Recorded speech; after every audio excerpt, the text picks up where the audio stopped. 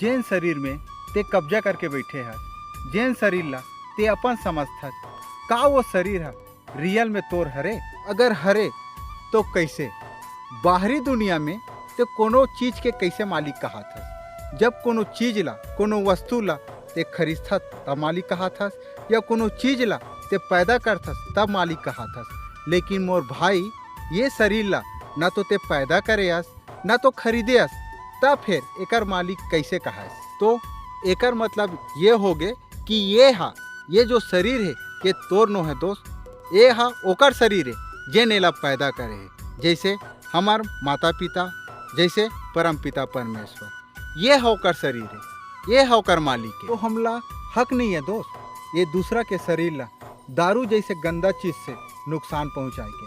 हमला हक नहीं है दोस्त सिगरेट जैसे गंदा चीज से ये शरीर ला हानि पहुंचाए के। मैं ये नहीं कहा था मोर भाई कि तोर शरीर नहीं है, तोरो शरीर है यार। तोरे जैसे आँख, तोरे जैसे नाक, तोरे जैसे गाल, तोर पैदा करे हुए मोर भाई, तोर बेटा, ओ हरे यार तोर शरीर, उमा है यार तोर हक, उमा है यार तोर सब चीज। और ये जो हमार शरीर है भाई, ये में हमार हक बिल्कुल भी नहीं है। ये तो ओकर शरीर है यार जे नेला पैदा करे, और वो तो हमार शरीर है यार जेला हम पैदा करे।